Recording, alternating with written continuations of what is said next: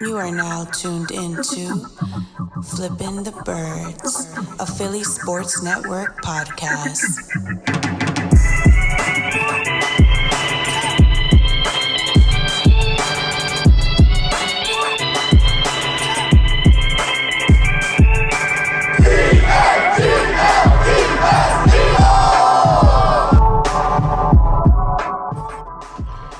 What's going on, Eagles fans? Welcome all to episode 64 of Flippin' the Birds. I'm Brian Cameron. He's Chris Infante. I want to ask you how you're doing. Because, could have had a lot of explorations throughout the week, but let's be honest. The look on your face says it all right now. Yeah. I'm awaiting my damn kidney stone to pass. That, and you're waiting for the season to pass at this point. Yeah, can we just stop the count? No pun intended. Is that something we can do right now? Because I don't know. I honestly don't know what we can do anymore. You lost to the damn Giants, man. Let me ask you a realistic question, right? Does it do anything for you that Doug Peterson called into WIP for his weekly interview and kind of saying, I'm pissed off. Shut up. Like, if you're really pissed off, shouldn't that have happened against the Bengals at this point? Like, how many times are you going to be pissed off this year? What? Okay, wait, 6 times? Because What's the difference at this point? 5 losses and 1 tie? What the hell is being pissed off going to do? Oh, I'm really mad now. Like, what the fuck? Come on. I think we have more of a reason to be pissed off sorry for my dogs. I don't know. I have no idea why they're barking, but I think we have more reason pissed to off be pissed too, off. See? Most likely pissed off. You got those chihuahuas, right? Yeah, one is a Chihuahua mixed with a pit bull, and I don't know how that happened. Everything. And I have a Yorkie too. Oh, they bark at everything. Those little dogs. Like, you got purse dogs. Yeah, pretty much. You got purse dogs. So you got to start walking around with a purse with the dog in it. No, absolutely not. No. You got to let you pet it or in a stroller. No. I'll let Doug do that instead. Those little baby dogs. I feel like that's what the Eagles need to do with Doug right now. Put him in a purse and just walk around. Yeah, it's because he's they're coddling him right now. They're coddling the whole damn offense. They're keeping it nice and pretty and not doing anything. It's not even pretty. It's ugly. What is the issue? Like, what could honestly be the issue with this offense that they're just stale? From a source that spoke to you, and then you mentioned to me, they're not using Rager to his strengths. Travis Fulgham disappeared on Sunday. Well, that was a combination of the play calling, which sucked, and I think Bradbury had him a few times, but why even we know Bradbury's good. We all want a lot of Eagles fans wanted him, and we got Slay, which I'm happy about, but Bradbury's a very good cornerback. He's not a scrub. The reason, the fact that they kept throwing it to him, especially on a bad play call to Rager, which Fulgham was actually open on the left side. I want to point it out. It was actually the same exact play on both sides. It was a fade route on both sides. And not sure why you're throwing a fade route. If no one saw Ben Solak's breakdown of it, if you're throwing a fade route on the completely other side of the field, what's the point of that? First of all, because Wentz is a righty, he's not going to really go through his progressions and then on the right side, and then it's kind of I'm going to throw across my body across. So whose fault is that? Game play calling. Doug calls the plays. Okay, so I ask that. Doug is the play call. Okay. No matter who you talk to, everybody says it. Even the people we've spoken to on the side. Mm-hmm. Doug is the play call. They have all the cooks in the kitchen. Here are the ingredients. Make what you want to make out of it. And Doug's like, nah, I'm going to use these. It's. So was 2017 really Frank Reich and John DeFilippo? It's looking like it. It definitely wasn't Nick Foles. Can we just push that out the door? Because Nick Foles it's not Nick Foles. Just a product of what was going on with the coaching. Lightning in a bottle. Mm-hmm. And we love him for it, obviously. Absolutely. But coaching matters. Mm-hmm. And the fact that Doug, again, we've said this plenty of times, the fact that Doug was a 3rd, maybe 4th choice for this head coaching job. It was Adam Gase, it was Ben McAdoo, and it wasn't Gus Bradley, it was someone else. Gus Bradley was I think it was Hugh Jackson. Hugh Jackson, maybe. Doug Peterson was the backup to the backup to the backup plan. Yeah. And so, like, I thoroughly believe that a Super Bowl win, if they didn't win the Super Bowl in 2017, I don't think Doug Peterson's the coach right now. Because if you take that year out, yes, that you look at 2016, they had a rookie head coach and a rookie quarterback. They did fairly well. They started out 3-0. And then we're like, whoa, what the hell? And then, they go. Which there's no expectations in that season. Right. Like. Then you go 4-9 the rest of the year. But it was a really good, really promising start. 16 games and a win, very promising. And then you look at 2017, 14 games. Well, no, he went 11-2, 13 games of phenomenal MVP play. Yes. He still should have won the MVP in my book. With honestly. Frank Reich and John DeFilippo and the staff. And then the Super Bowl run. And then you look at 2018, very underwhelming. I mean, Wentz did great. 21 touchdowns, 7 interceptions, 2018 on like a broken back coming off the ACL. Yeah. Very good season. And then, but it's still very underwhelming record-wise. 2019, very underwhelming record-wise to start the year, and then the 4-0, stretch at the end. So it's besides that 2017 at this point it's an aberration, even though it's a Super Bowl aberration. Besides that year, Doug's been declining ever since. We're looking at a very average coaching staff all around, if not below average. So I mean, and we're looking at a quarterback right now. I love Carson Wentz. He's phenomenal. He's a phenomenal player, but is he listening to Doug? I mean, and we've heard from multiple people that he might not be the most coachable. Like he was. But is that more of like my question about that? Is that coming from Doug's people? Like Carson's not listening, but at the same time, is Doug really listening to all the voices around him? Like it was believed that even in college he wasn't the most coachable guy. That he picked and chose the guys around him, and it seems as though it's coming to fruition now. I mean, you look at a guy like, Frank Reich got a head coaching opportunity. He took it. I mean, he was a head coach in San Diego, and then he came to the Eagles, and then he's head coach again, doing pretty well in Indianapolis. And then you look at Flip. He's gone. Goes. I forget where he started first. I think it was Minnesota, then Jacksonville, or flip-flop. I don't remember. But he maybe available 2 or 3 times since he left the Eagles, and they haven't brought him back. Didn't bring him back. You would think you would try to bring back the quarterback coach who led to the Eagles' best season. Not even just once, the Eagles as a whole. But no, didn't come back. And from what I was told, it was that hold on, let me get my actual quote up there. That he doesn't Flip was too tough on him. Which way is too tough. That they're letting Carson choose his coaches. So at one part of it, I understand. You're letting your star quarterback choose, like not kind of choose, but like you want him to be comfortable. But at the same time, hey, I'm comfortable with this guy. Yeah, to help me, blah blah blah blah blah. But at the same time, you're the GM, you're the head coach, saying, listen, especially a head coach who used to be a quarterback. But he was a backup quarterback. Let's not talk about Doug like he was the best quarterback. He wasn't even a Nick Foles. But like you're still saying, like as a quarterback, this coach brings this to the table, and he can tell you this, and this to the table. And maybe Carson's like, nah, I like this guy. Well, why do you like this guy? Well, he's my best friend. We're friends. Like that's what I'm convinced. He and Press Taylor go to church together on Sundays or something like, or they're deer hunter buddies, because there's no reason why Press Taylor should still have a job right now. It's like he got promoted. But my thing is, so people that keep pointing out Press Taylor, though, how can we fault him?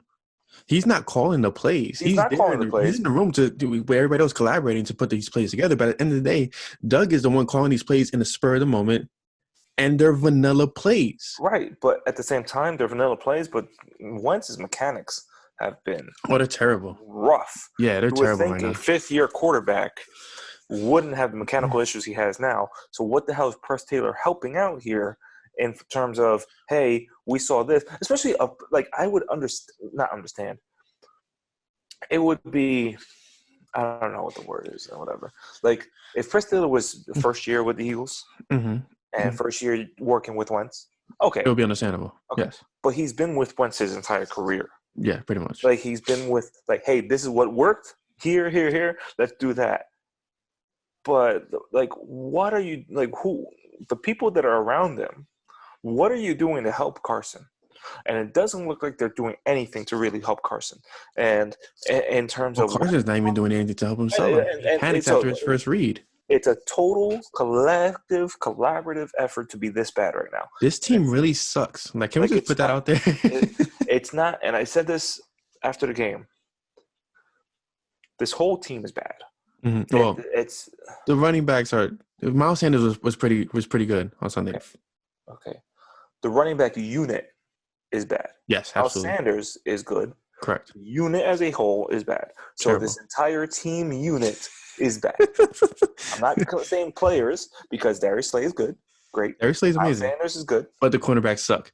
Avonte Maddox, can we talk about that for just 2 seconds? Like we got most of the corners are shorter than me. Avonte Maddox is completely terrible in man coverage or even zone coverage. He's big booty. He's big booty.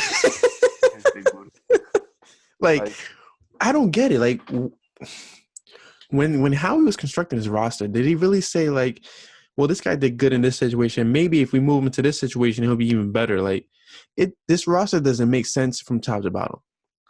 Like, I was told just doesn't. More dreads in the secondary was a good thing. Well, Darius Slay cut off his hair. He cut down his hair. Nickel Roby, is he still on the team? Unfortunately.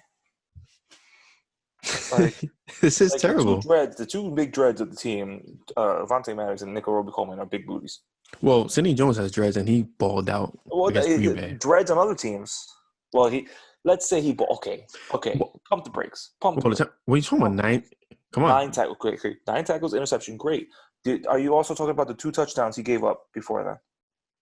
No, but he's. So are we saying Jalen Mills is really good because he had that interception a few weeks ago? No, absolutely not. Okay. I just said he balled out last Sunday. Okay, that's what I said. Balled out. Great. Okay, like balled out. Like he still gave. He had a couple. He had a couple pass breakups. He had the interception. He had the 9 tackles. Like, come on. At some point, if you keep throwing to a player, that player will. They're throwing to Avonte Maddox, and he's not doing anything. Sidney Jones. He can't reach the ball. That's the problem. Yeah, Sidney Jones. They're throwing it over him. It's lobbing it right over him. I'm pretty sure Sidney Jones is 6 feet, and Avonte Maddox is 5'9". Yeah, 6 feet. Sidney Jones is 6 feet, 181. Avonte Maddox is 5'9", 184. So around the same weight, just 3 inches shorter. But Avonte Maddox everybody's just being misused in this damn team. I think offense is everybody's out of position. I think this coaching staff is enamored with they're inadequate. Past performances. They're inadequate. Let's call it like that. Well, first of all, I'm saying enamored is a word that starts with an E. You're using inadequate that starts with an I. So let's not even try to say that it's the same prefix there. What are you even saying right now? I'm using English and language arts terms. Is that too hard for you? Sorry. Damn Puerto Ricans. And, so I think they are enamored, ENAMORED. I know what enamored is. I do know that. Like you're enamored with being dumb. Wow. With past performances. It's usually like the big dumb, like the big jocks that are the dumber guys, right? I haven't been a jock in like 10 years, so maybe you're a gym teacher. Stop that. Maybe more than that. That doesn't make me a fucking jock. Are you kidding me? Shit, my mile time right now is probably 15 minutes. But my bench is very suffered greatly. But it's I think again. Let me continue. I think they are enamored with past performances. Like I say that they're living in the past. Like I think they are like all Eagles fans really. We're like most Eagles fans are in like prisoners of the moment, and we are a reactionary fan base, and we Are we prisoners of expectations? We love revisionist history. We Well, love that. hear me out. Is it bad for Eagles fans to have high expectations right now? No, because we're a Super Bowl winning team. So, and quote, say if I'm wrong, Doug Peterson, in front of everybody on Broad Street, said this is the new norm. That was his first mistake. What the hell is this? Because this is a terrible. This is 2020 in like its most like purest form. This way this team is playing. Maybe. Okay. Don't you maybe me? I need a definite. I don't want no maybe answers. Okay. Maybe he saw how hammered everybody was in the crowd. Oh my god! And when he said this is the new norm, he meant you're going to be drinking a lot the next few years, which is true. Maybe you know what? Okay. I'll give you that. That actually makes a lot of sense. Because it's definitely the norm with this team. It makes us drink heavily every Sunday and even during the week. You know what pisses me off about this team is that in my position where I work, right, I have to fight for Sundays off right now. So I'm fighting for Sundays off to get, watch the games, spend time with my girls. But it's a waste of energy, bro. At this point, it's just a complete waste of energy to watch this team. Like, you come in with expectations up here where you're saying, like, okay, this is the week where Wentz balls out. The game plan looks great. But it's just terrible week to week. There's no progression in the right direction at all. That was a good rhyme. That actually was kind of smooth, right? That was smooth. You know what else could be smooth? You're downstairs if you use manscaped.com. Go to manscaped.com. It's Christmas. It's the holiday season. It is the holiday season. Black Friday's coming up next Friday. Oh, my God. Isn't that next Friday? So next Friday, Black Friday, Manscaped deals. Use our code FTB. Whatever deals are on the site, use our code FTB. That's 20% off extra free shipping. It's an incredible deal. Like just look to your left, look to your right, wherever your significant other is. Maybe look upstairs, downstairs, wherever, and say, hey, you need to do that downstairs a little differently. So go to manscaped.com. Make sure they're jingling their bells the right way with the Lawnmower 3.0 or anything else. Look at the site. Look on the site. They have really good products. I have nothing to complain about. And also, I think it's about time that we announce our contest. Okay, definitely, absolutely. We do have a contest going on. If those of you that may have been following us, and I've been teasing it a little bit, saying that more instructions will come during our episode. So this is for a free Red Crest. You go to laturine.com, LA-TOURINE.com.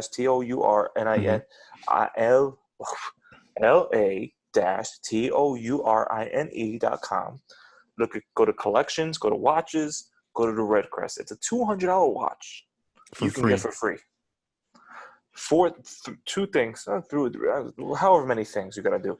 First part has 4 things. You got to be following me, Infante54.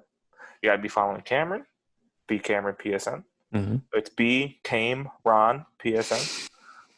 You got to be following La Terrain. It's at LA _ not dash _ TOURINE. Okay. Following our podcast, Flippin' Birds. We're so close to 1,000. We're actually right there. We're there. We're really close to 1,000. But it's funny. Oh, keep going. You do your thing. I'm not done. Nah, that's why I said do your thing. And don't even Oh, stop getting emotional, Doug. And the fact that you pissed off. Yeah, I am. Did that piss you off? I am. Yeah, I am pissed off. And the fact that I'll tell you right now. Hold on.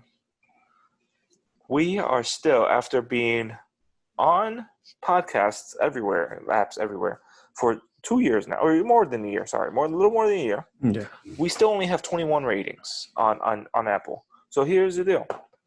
Following us, okay? You see our post with this podcast on Twitter. Give us a review on Apple. Hope a nice one. 5 stars, please. Oh, it's required. 5 stars. Screenshot it after you submit it. Okay. Put it on our post. You're entered. And then we're just gonna raffle it off. We'll pick one next Tuesday on next podcast. Okay, that sounds like a deal to me. You just got your watch from La Terrain, right? Yeah, it's beautiful. Okay. I'm not gonna go get it, but it's again. So quickly, follow the 4 of us: me, Brian, La Terrain, Flippin' Birds Pod. Go to Apple Podcasts. Write us a 5-star review. screenshot it, put it under our post. Boom, you're entered. That sounds very easy. You know what? It's a free $200 watch that you could say, "Hey, babe, look what I got you for Christmas," and pretend that you bought it. Like $200, and you be like, "Hey, look, there you go." Not the Easy. That's an easy gift. So, joining us now. I mean, usually, we've been doing this know your enemy for the last several weeks. I think 1 week we probably skipped it. The only team that we haven't done it with, the first time was planned because we didn't do it with the Giants. We had our circle. Yeah, we had a round table. The second time, we asked a few Giants people and they never got back to us. So, fuck you, Giants. He's saying what I feel. So this week we have Sam Penix joining us from Dog Pound Daily to discuss the Cleveland Browns matchup against the Philadelphia Eagles. And he's probably more optimistic than us right now. Hey, Sam, what's going on, man? I'm doing all right. How are you guys doing? Doing well, man. Welcome to Flipping the Birds. Thanks for having me. Before we begin, it's Penix, right? It is. Okay. We just want to make sure we don't have a little slip of the tongue. Yeah. I get it. So, Sam, your team is not doing terrible this season. When was the last time you could say that? It's been a long time, right? It's been 6 years since we had a record this good this late in the season, and even then it was just a waiting game. You knew the wheels were going to come off with Brian Hoyer and Johnny Manziel waiting in the wings behind him. So Johnny Manziel. Not quite that feeling this year. So that's good. It's a welcome change, I'll say that. Okay. And Chris, you actually, coming out of college, you were not a big one, but you were a fan of Baker Mayfield. When, excuse me, Uh-oh. before choking. Before I even knew who Carson Wentz was, I pulled up my old Facebook post, like an Eagles group, saying, "This Baker Mayfield kid, he has it. Like, if he came out in the draft now, I would want the Eagles to get him." And then I met the videos of Carson Wentz and the draft's Carson Wentz, and I said, "Oh, okay, forget Baker Mayfield." But it seems like. There's questions. Is he really the guy? Because of performances, attitude. He's hot and cold. Yeah, definitely hot and cold. What's really going on over there? What's the feeling with Baker? Is he the baker in the kitchen, or is he the baker? I don't know where I'm going with that. Just is he the baker in the household? I don't want to hear that word anymore. We can get rid of kitchen. Like, let's. Oh, for the kitchen. Yeah. So there's a lot of uncertainty right now because obviously he had that record-setting rookie season where he just looked spectacular, and it was like, finally we have the franchise quarterback we've been waiting for over 20 years. And then 2019 happens, and he looks like a completely different player. I don't think his 2019 campaign was quite as bad as a lot of people make it out to be. I went back and watched, every single snap of his that year multiple times. And I thought he played fine in spite of all the, everything that happened around him, the circumstances that he was put in. But it definitely was not as good as his rookie season. So he definitely regressed. And a lot of that was due to just the terrible coaching that he received. So that's kind of where we're at right now is trying to get rid of what he learned that year and try to kind of reset things and get him developing in the right direction again. And, you're seeing some of that happen, but a lot of it is, a lot of the issues that he had last year are still there. And, for me, he's not showing enough of a week-to-week improvement. He's still making poor decisions. Even last week or, this past week, he attempted a pass and it got knocked down at the line of scrimmage. And it's a good thing it did because there were two Texans defenders that were going to pick the thing off, and it was going to be an easy pick six. So it's little things like that where, we've seen him play, at a top 5 level in this league. He knows what to do, and he's definitely got the talent to be the franchise guy. But it's just a matter of getting that out of him consistently. And unfortunately right now, that's just not there. And this May, the Browns have a decision to make. They've got to decide whether or not to pick up his option. And, that's going to be $26 million plus of guaranteed money for 2022. Ooh. And for a guy that's, borderline average right now, that's a really tough sell.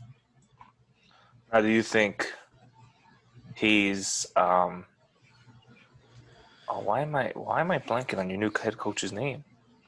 Kevin Stefanski. Yes, Stefanski. Do you think he's a from Minnesota, Stefanski? right? Yeah. Do you think he's a Stefanski guy? Or is it is Baker really a lame duck right now? And you're just gonna add another name to that jersey, that famous jersey of all those names on, and just cross off. And Mayfield's next, and maybe next year, maybe Trey Lance, maybe looking differently. Well, I would hope that Mayfield was one of the reasons why Stefanski decided to come to Cleveland after being passed up in 2019. He was the guy that the analytics department with the Browns wanted, but the general manager and the owner overruled them and went with Kitchens. So this is the second time that he's been, interviewed, gone through the whole process. Mm-hmm. So I think that Mayfield's presence was a reason that he decided to come here. And, the way that Stefanski runs his offense, the Gary Kubiak wide zone play action based scheme, is a good fit for what Mayfield does well. We've seen Mayfield have success off of play action this year. And, that's really where he's been at his best as a pro. So I think he's definitely a fit in the offense. It's just a matter of, does Stefanski see what's happening, on a day-to-day basis? Does he see Mayfield learning and getting better? And, they've only got a few more games here to really make a decision long-term on him. Now, obviously, declining the option doesn't necessarily mean moving on from him. I think he'll get 2021 as a starter, at the very least, to prove himself again, to have a whole season in this offense, and really he met Stefanski in person 90 days before the season started, right? So it's these guys really haven't had a lot of time together, and they're still learning things on the fly. Mm. So and that's really the difficult part about evaluating Mayfield right now is he's been bounced around these terrible situations, and it's how much can you really expect him to develop when he's got Freddie Kitchens and Hugh Jackson as his head coaches, and just being placed in these awful situations. But at some point, you have to move on if he's proven not to be the guy, and you can't just keep holding out hope forever. And obviously we haven't reached that point yet, but it's going to come at some point. And, I just hope by then he's proven that, he's back. He's that franchise guy that we saw as a rookie. So kind of moving on from the quarterback play. You guys, your offense doesn't revolve around everything that Mayfield does, but it does revolve around your 1-2 punch, probably the best running back duo in the league, and Nick Chubb and Kareem Hunt. You're facing an Eagles defense that is not the greatest against the run for some wild reason, even though we have these defensive tackles that are making – Even though we have defensive tackles that make $1 billion combined. Are you guys looking at this matchup and salivating because you have a free-falling Eagles team facing a run what am I trying to say? Wow. Do you know how to speak? Did I just blank out? I completely just blanked out. Damn. Are you guys salivating because you're going to see a run defense that is not up to par as they should be right now? It's a free-falling Eagles team. Well, just based on the numbers, you would think it's a good matchup, but heading into last week, the Texans had one of, if not the worst rushing defense in the league. And I thought for the majority of the game, they actually played the Browns pretty well in that area. The Texans have linebackers. It wasn't until yeah, they have linebackers. That is true. we don't have those either. I don't know what that is. So, well, we do have your old friend Gennard Avery, who doesn't know that he doesn't get to play, but he hasn't played at all. Or is he hurt? I don't remember. I think he's on IR actually. That's what happened last year too. It's for some reason they didn't play him. They traded for him and they tucked him in the pocket and that's it. Yeah, he was great as a rookie, and then just for some reason, even though there was no depth behind Myles Garrett, they just didn't have a spot for him. I don't know what's going on with him. He was placed on IR on October 30th. Okay, so this would be week 10. So we just did week 10, right? So he's missed 3 weeks already. So we'll see when his practice window opens. But yeah, that was like, I mean, just I guess veering off of the running game for a minute. That was a move where seeing a lot of Cleveland fans, like when that notification came across, a lot of Cleveland fans were like, Eagles are getting a really great player. Like he didn't get his chance in Cleveland. And now it's kind of the same where he plays that first game with the Eagles last year, and he had like like 5 snaps, and he had a half sack and a few tackles. And this year he had like the most QB pressures in the game since like Trent Cole for the Eagles, and then up until the IR thing, he was a ghost because the Jim Schwartz just didn't. So what is it in Cleveland? What he was drafted as a linebacker, as I believe. I think he started as a linebacker. He played changed over to an edge. Yeah, he played linebacker primarily in college, and we kind of moved him over to a pass rusher, which seemed to suit him really well. I remember it was one of his first preseason games. He just like flat out embarrassed Lane Johnson on I still remember that play vividly. It was amazing. Like he just faked him out so well. It was crazy. But yeah, he played really well that rookie year, and then new defensive coordinator, and he just didn't get playing time. I don't know what the deal is. And now it's 2 DCs that he's been under. He's been unable to get into the rotation. So it's a very weird situation with him. And we spoke to his trainer in the offseason. Rashad Whitfield. Yeah, Rashad Whitfield. And Rashad spoke very highly about Avery. I mean, he was showing his videos, like his footwork was real quick, his bend. And Avery showed that when he played, but there has to be something going on behind the scenes where this guy's not meshing. You know what? I think it's Ken Flaholi. It's because he was in Cleveland, and then but Ken's a linebacker coach. There's a whole Cleveland Philly conspiracy theory thing going on. I'm convinced because you got Andrew Berry who was in Cleveland, comes over to the Eagles, trades a 4th-round pick to Cleveland for Gennard Avery, then goes back to Cleveland. Now he gets the 4th-round pick. What a lot of cross-pollination there. Yeah. There's a lot of Cleveland Philly going on right now, and it seems like the two teams are going in opposite directions. Like Cleveland's going to Philadelphia. Well, it's kind of like Freaky Friday right now, where the Browns are where the Eagles should be, and the Eagles are, no offense, Sam, where the Browns should be. I mean, the last few years, like you look at the last few years, last lot of years for the Browns, and they've been down. And last a lot of years for the Eagles, despite except a few years in the early 2010s, where the Eagles were the cream of the crop, and now the Browns are up there, despite losing OBJ. That's what I'm very curious about. I'm glad you brought that up, Sam. I mean, you guys lost OBJ for the season, but it seems like the offense is running better without Odell. Well, that's something that people brought up.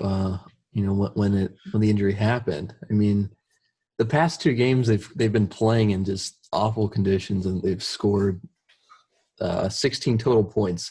So those are kind of outliers. I don't know really how much you can take away from that, but the 3 quarters that Mayfield played against the Bengals, last 3 quarters, those were the best 3 quarters of his football career. Like he looked exceptionally good that game.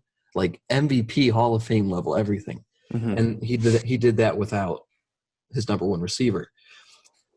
So based on, how Mayfield and Beckham played in 2019, the same things that happened that year were happening this year, where like they just weren't on the same page. Like whenever Mayfield looked at Beckham and threw the ball to him, he was covered, double covered. And whenever Beckham was wide open, Mayfield was just never looking his way. So I don't know what the deal is. Mayfield and Rashard Higgins have this great chemistry together. He's always on the same page with Jarvis Landry, but it just hasn't happened with Beckham yet for some reason. And I don't know what the reason is. I don't know why they don't seem to have any problem with each other. They seem to be great friends off the field, but something's there or not there. And it's just really weird because you would think adding a player of his caliber to Mayfield coming off of a record-setting rookie year would be the best of both worlds, but it didn't work out that way. So unfortunately, we won't be able to see him. Year? I do, because at this point you can't really trade him, because what are you going to get, like a third-round pick for him? Like, he's definitely worth. For him. Oh well. I think I can speak for the Browns on that one. I think we'll take a hard pass there. But thank you for the offer. What if I had a third? Like, come on. What if we add number 47, who is? Oh God! I can't don't say offer that guy. Brian, you could say his name. Nate Gary. I'm not sure if you're familiar with our linebacker core, but we have the most laughable linebacker core in the NFL, and it starts with Nate Gary. I mean, he hasn't played since, but he's still bad. I'm probably going to pass on that one too, because we have Andrew Sendejo here, and I think yeah. We can't bring up that name to Eagles fans. We're a little sensitive in that topic. I think we're good on Eagles retreads here. Has he taken out any of his teammates yet? He has. I see it on a regular basis every single week, at least one where he hits or almost kills one of his teammates. Dude, the guy's a reckless. It's terrible. It's terrible. Avonte Maddox has not been the same since. Have you noticed that? Like, he's not the same player ever since he got knocked out. Avonte Maddox's neck, and he's just like, it's awful. Why is he still in the league? The dude, I don't know. He's been literally the worst starting safety in the NFL this year, and he still gets playing time. Like he plays every single defensive snap. I don't know what the deal is. He's paying the coaches. That's what it is. What's his name? DJ Swearinger. Like, they're the two most dirty safeties in the league. They're terrible. They still get so much playing time. And again, it's another one of those Eagles Browns little conspiracies that mate. I feel like Jim is like giving you guys some bad intel on players just because he got passed up on the head coach. Well, he used to be a scout for the team, if I'm not mistaken, right? Jim Shorts. Maybe he loves the Browns. He does have a history with Cleveland, yes. So he was part of the organization at one point. Gennard Avery, Andrew Sendejo. I think we should just stop trading players. Yeah. It's not working out for either side at this point. I mean, the Eagles should trade players away, but that's besides the point. Yeah, they're not gonna let the inmates run the asylum just yet. So before we move into matchups and all that stuff, just how worried should we be as an Eagles fan base for our offensive line? Oh God. To be facing off against Myles Garrett? Very. I could have in a word. I'm very concerned. Garrett is. I mean, it's almost impossible to overstate how good he is. Is it fair to say that he's very overlooked in the league? Can we say that? I think. He's a leader in sacks. I think it is fair to say that, because no matter how good he is, he's in Cleveland. The Texans have Laramie Tunsil, right, and he's one of the best left tackles in the league, one of the highest paid as well, maybe the highest paid. Garrett completely embarrassed him a couple times early in the game, and from then on, they started double teaming Garrett, and they were running Watson out of the pocket away from the left side of the line. So if you're going to trade 2 first-round picks, a second-round pick, and then sign Tunsil to a gigantic contract, and you have to move the pocket away from him because he can't block Myles Garrett, I mean, if that doesn't show how good Garrett is, I don't know what does. So can't wait for Jason Peters to we know Bill O'Brien was on a rampage over there in Houston. I love Jason Peters. That guy is a Hall of Famer. He's absolutely 100%. Hands down. But at some point, you're playing past your age. You're playing past your limit right now. He's going to be a stud at 45. I don't care what you say. Sam, don't do that to us. Don't wish such bad things to us. You're never going to. I know bad things happen in Philadelphia, but you're not take it that far. How much of a national treasure is Betty White? National treasure, correct? Legend. Okay. The finest woman alive. Okay, but would she be front cover of Playboy? Absolutely. Right now, I'll buy it. You're buying. It's Betty White. Would you not? You're buying an issue of Playboy. No, I'm just Betty playing White. with you. I know where you're going with this. I'm playing. I'm about to hang up. I'm sorry. So but Jason Peters is a legend. He's a legend, Hall of Famer, and everything. But it's time to fucking go. Yeah, just hang it up. Like if he was a guard, fine. Like he was signed to be. If we had Mailata and say Miles on his way back, and that would be actually a formidable offensive line. And we had Jason Peters at right guard with Lane Johnson. I would love that line. Absolutely love that line. But no, Jason Peters is a stubborn little fucker, and he wants to stay on the left side of the line and say, no, I see how great Mailata is going to be, but remember, I'm the bodyguard. I'm going to stay on the left side of the line. Put Mailata on the bench, even though he's been great. Like Mailata, I know Garrett is probably going to eat alive anybody who lines up at left tackle, but Mailata has the not safe on Sunday. Mailata has the athleticism to kind of keep up with Garrett. Absolutely. Peters, he has. Hey Sam, I'll trade you Peters for OBJ and a third round pick. Don't you need a left tackle? You can't say no. You're hesitating. So you know what? It's a done deal. We'll make it happen in the offseason. Marcus Peters. Okay. Don't you guys need a replacement for Joe Thomas? There you go. we already got him. We got him. We're good. So, what if we throw Jamon Brown in? Listen, Jamon Brown he's still on the team. Is a two-way player. He plays offensive guard. But, he can play on the practice squad. But he can also play defensive tackle because have you seen Jamon Brown sack Carson Wentz? Because it's happened. That's a good point. So two-way players are rare nowadays. They're very rare. So Jamon Brown for OBJ, done deal. Boom. That's intriguing. I will take Fletcher Cox though. No. You know what? Yes, take the contract. Go ahead. You can have him. I'm done. We can afford it. It's fine. I'm done with him. I'm done with him. We don't have any defensive tackles. I would love to say, can you imagine a defensive line with Fletcher Cox and Myles Garrett? But Fletcher is not the Fletcher that people think. Fletcher's on the same line as Brandon Graham right now. I get Brandon Graham's not Myles Garrett, but Brandon Graham has 7.5 sacks right now. He's having a career year. At the age of he's on his way to having a career year. He's great. I love Brandon. But the fact that the defensive line is Brandon Graham, Fletcher Cox, Malik Jackson, Javon Hargrave, and Josh Sweat or Derek Barnett, like that is an elite line on paper, and they're among the league leaders as a team in sacks. But right now, among the top 20 sack leaders, it's only Brandon Graham up there. The next Eagle is Derek Barnett. Derek Barnett at 4.5. How many is Sweat? Have 3? Cox is at 3.5. Sweat is at 3. And then Hargrave's all the way down there at 1.5 for $39 million. Yeah. It's like, so like, what the hell are you doing? Like Fletcher Cox. He's not the guy, the same guy. He spends so much time ruining marriages. And he doesn't spend enough time ruining offensive lines.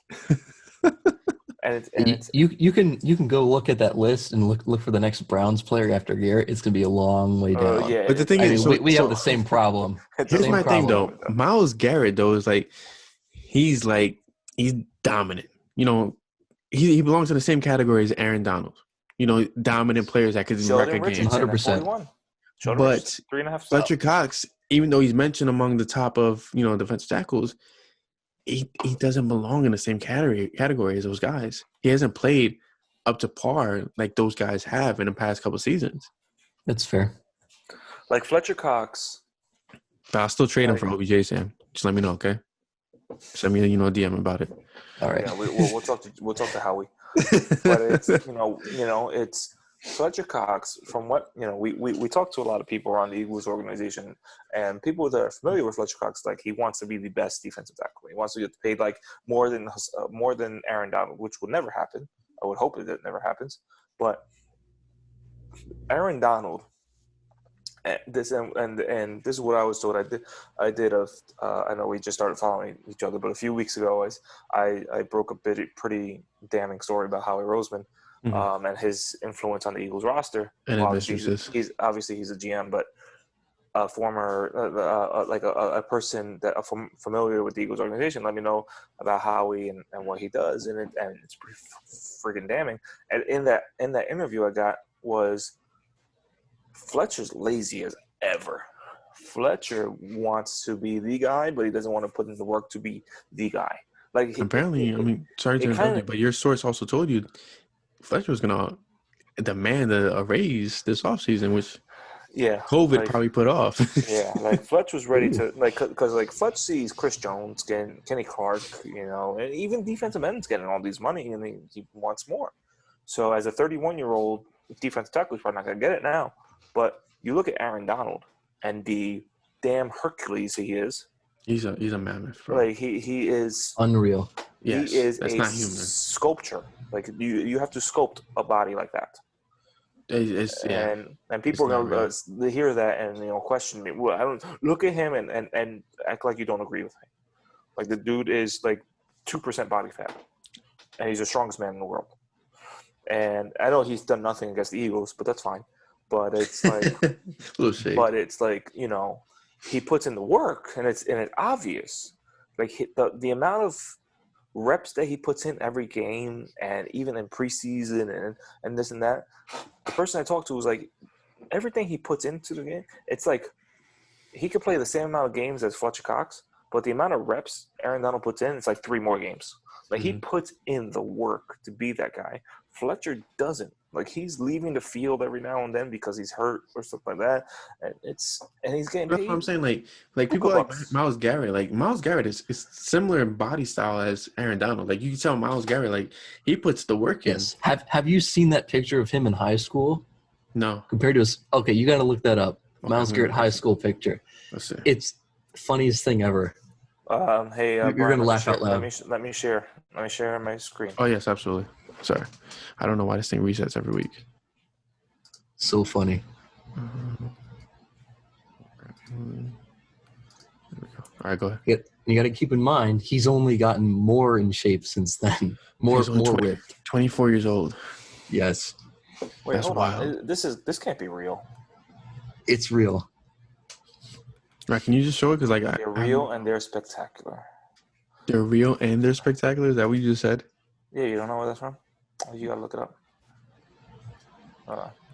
The dude is a Goliath compared to everybody on the team. That's 2 of my starting offensive linemen and 1 of my defensive tackles who are warm. Are you kidding me? Bro, that's you and the guy that you're worried about. He's a superhuman. Wow. That's high school. Yep. Jesus Christ. Wow. Like I've coached in my high school day, my coaching days. Well, I still coach. I've coached some big kids. I coached some big kids. Like, what the hell? I don't even have biceps, and this guy has biceps on biceps. What the hell? What the hell is this? That's not human. Like, I've coached some big kids. But here's my thing, though. Like, so this kid is built like this, and he's kept his body just like this, even into the pros. Fletcher Cox is a bear among. He's been hibernating. He's chubby. Can I call him chubby? Can I call Fletcher Cox chubby? I dare you to say that to his face. He's a chubby Cox. I'm sorry, Sam. We're no holds barred. I don't know if Chris told you about that. We're a little no holds barred. I was prepared coming in. There's like a little ringing noise. Is that me or is that you guys? I hear that too. See what happens when you say shit like that? Chubby Cox. All right. Okay. Back to the game. Whatever. All right. So, damn. You think anybody called him Chubbs growing up? Okay, enough. Don't beat the dead horse. Fucking shithead. So, all right. So, I see that you're a data analyst with PFF and all that, and if you wanna throw me in a membership. Anyway, what is, like, you're looking at this matchup for the Browns to win for two things. For the Browns to win, they need to attack this part of the Eagles. The Browns will lose if the Eagles do this, besides score more points. to that. I don't gotta worry about scoring points. We don't score points. Yeah, they don't score points anyway. I will say getting pressure on Carson Wentz. Oh, that's easy. Easy nowadays. He's the most Hang sacked on. quarterback in the league. Garrett is a given. You're going to have issues with him, but if you can bring a tight end or running back to just chip him or double him every play, then you can start doing some things elsewhere, because really the rest of the Browns' defensive line has been a massive disappointment this season. Like, Garrett has over a third of the team's total pressures, and like, that's not a number that's normal, right? That's just, it's ridiculous. And for a line that has Olivier Vernon making $11 million, Sheldon Richardson making about $13 million, you've got Larry Ogunjobi, who's in a contract year. It's just that the performance that those three have given is just unacceptable.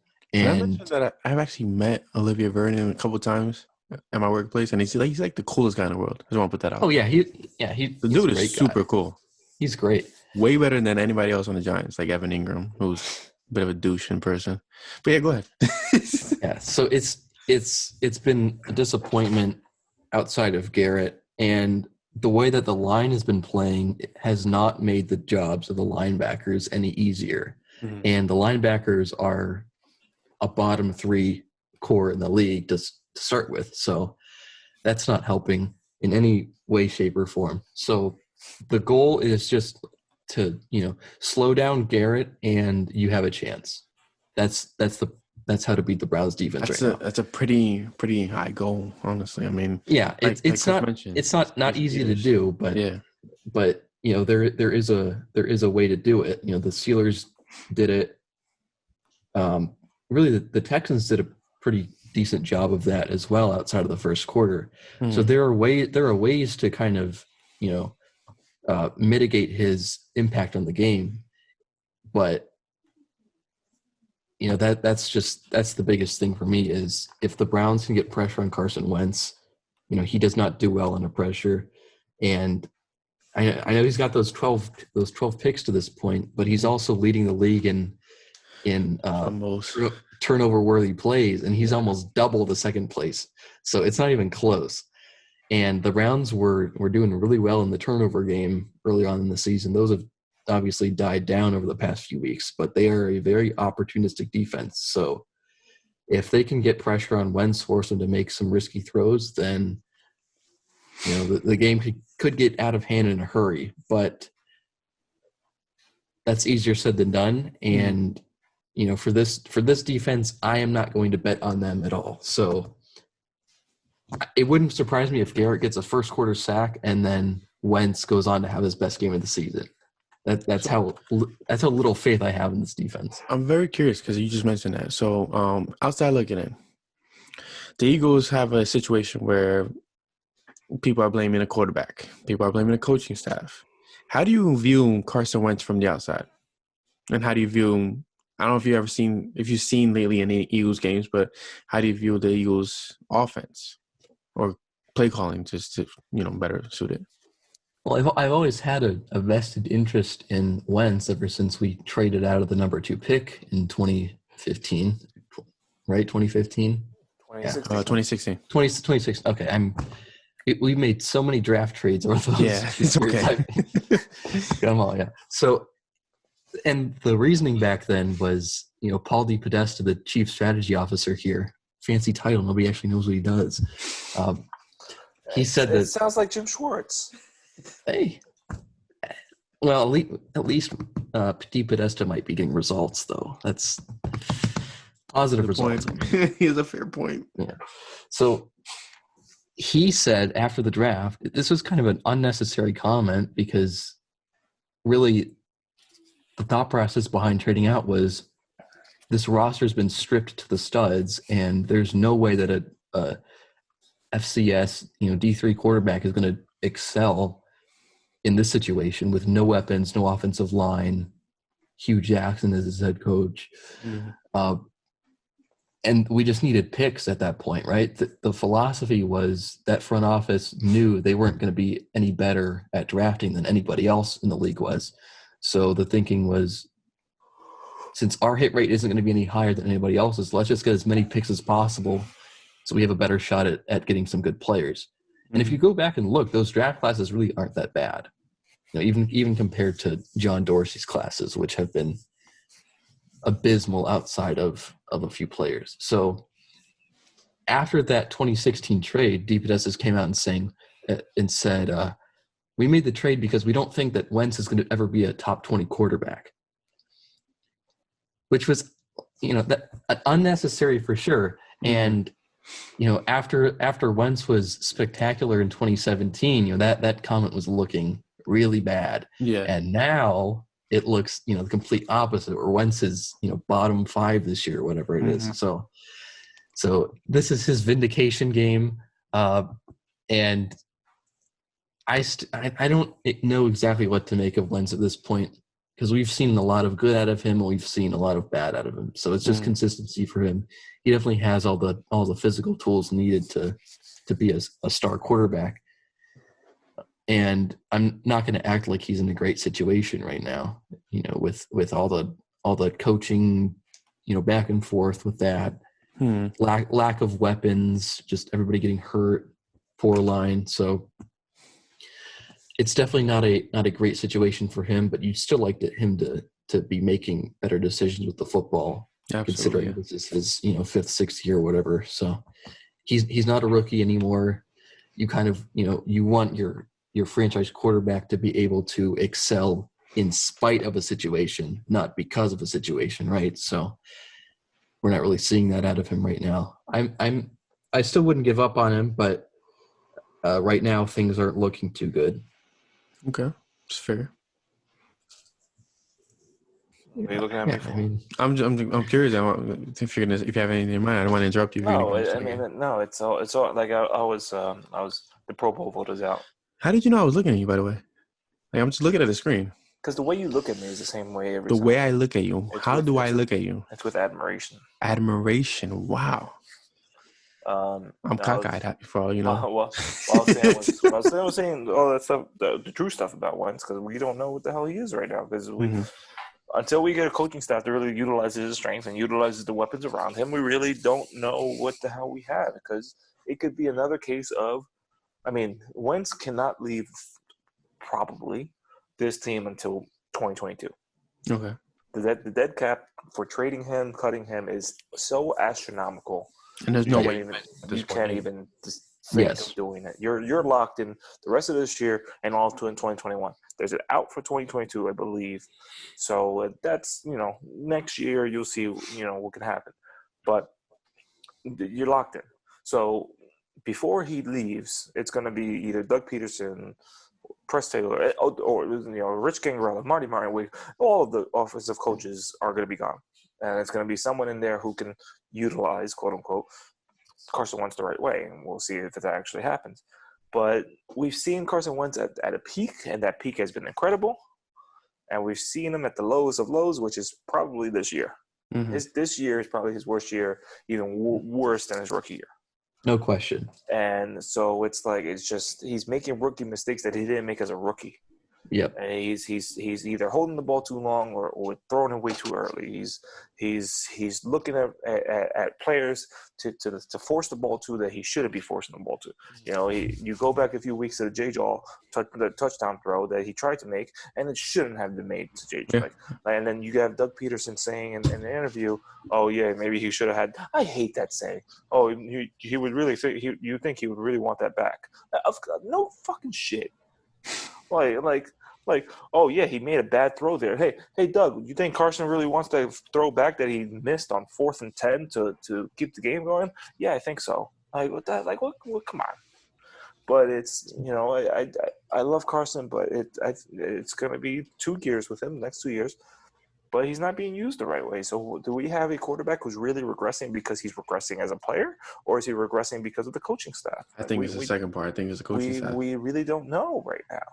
And until we see another coaching staff that can utilize his strengths, that's when we'll know, okay, you have a coaching staff to put you to succeed, and you're not succeeding. So I guess you suck. So. Yep, it's kind of the same thing with Mayfield. Like, you know, how you've seen what he can do, but you just don't know how long you can kind of wait for that to come back, right? Mm-hmm. You don't want to make that long-term financial investment to a guy that hasn't earned it since, you know, 2-3 years ago. So it's a really tough situation because franchise quarterbacks obviously don't grow on trees. Very true. So if you've got a guy who's shown that he has the ability to be that guy, then, you know, how can you move on from that, right? It's very true. Don't tell that to Harry Roseman because he thinks he runs a quarterback factory. Excuse me. Quarterback. Oh yeah, you've got Jalen Hurts, definitely a franchise guy. What are you worried about? I mean, we'll trade him to you for OBJ. We'll add him in.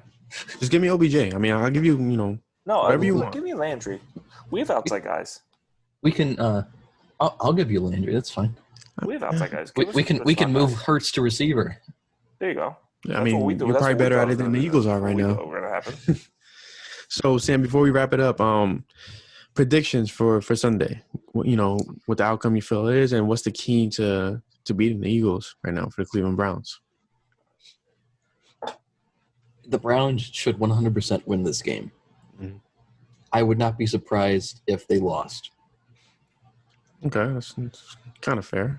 I like this coaching staff. I like Kevin Stefanski a lot, but until this team proves that they're not gonna, you know, fall into trap games like they have in the past and just roll over to inferior opponents and play down to them, I can't assume that they're not going to do that. So they should definitely win this game. They have an advantage at pretty much every positional group, but I thought that about the Raiders game, and they ended up losing they coined the term grapple for the weather conditions. They had snow, sleet, hail, rain, you name it, and the team from the desert came out and ran the ball down their throats. So I still don't know exactly what this team is, and you know, this is a good test for them because I do think the Eagles are a lot better team than the record shows. They're too talented to have a record like this, and I definitely think it's a game that could easily end up as a crushing loss to the Browns, because if they lose a game like this that they should win, then with the way that the other teams in the AFC are playing, that could be the playoff death sentence there. So this is definitely a must-win game for them. And I hope they come out and don't look flat like they looked against Las Vegas. So as far as the final score, it all depends on the weather, right? So the weather in Cleveland, it's not supposed to be as bad as it's been the last two games, but I think there is going to be some participation in the forecast. So if that holds up and we do see some rain or some snow, I think, you know, they'll try to ground and pound it on the ground and not going to let Mayfield make mistakes in the rain. So I'll go with 21-17 Browns. I feel like it's a bit gracious for the Eagles. Thank you. Hey, the Browns have a terrible defense. So if there's a game for Wentz to get back on track, it's this one. Okay. Let me push back on that, because the Dallas defense is probably the worst in the history of the league, and Wentz couldn't do shit against them. So we'll see. So what do you? The Cowboys aren't the Browns though, so you got that. Technically, he has a point. But they almost made Ben DiNucci look like, you know, the second coming to Joe Montana. The world. What are your predictions for this game, Chris? I don't know. Like I struggle with this because every week I think there's only been like 1 or 2 weeks where I said they were going to lose. Mm-hmm. I thought they were going to lose against. Did I say the Steelers? I think I said the Steelers, and maybe the Ravens. I was convinced they were. I mean, they lost to the Ravens, but I was convinced they were going to get their asses handed to them by the Ravens.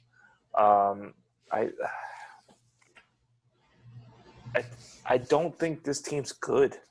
I don't. And looking around at the other games, You kind of got to, at this point, as on the Eagles, you kind of got to hope the other teams lose. Like it's you got right now they're a half game up on the Giants, I believe.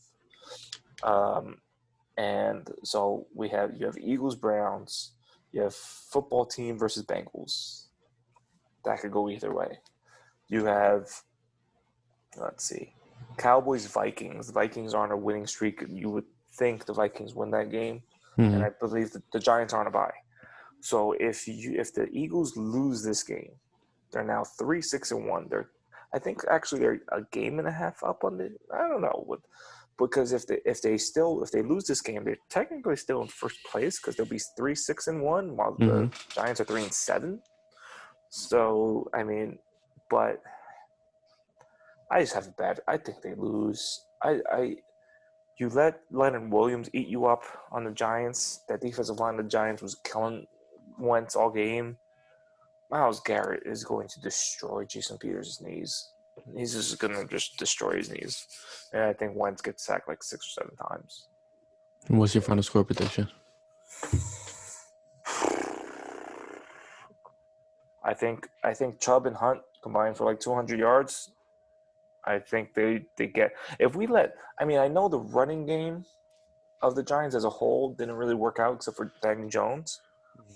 But Wayne Gallman just – I mean, he got on gashing through the line. He averaged like 3.8 yards per carry. But it looked like he was like killing them every – I think he had 2 rushing touchdowns. Yeah.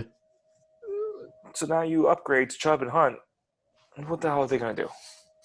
So I think Baker doesn't do much. I think he only throws for like 150. But I think Chubb and Hunt, they combine for like 200 rushing yards, and Browns win convincingly like 30, I'll say 17 against the Eagles like to score 17 points. I'll say Eagles 30-17 Browns. Okay. So we have the Eagles winning twice. You mean the Browns winning twice? I mean, sorry, the Browns winning twice. My apologies. I had the Eagles winning. And it's not for a good reason. It's truly for, I think this is a trap game for the Browns. The Eagles have fallen that far down the road where they're considered, to be a trap game. But I don't think it's gonna be a wild score. I'll give them probably like 20 to like 14, or maybe it's 20-17. But I think the Eagles focus on the run game in this game.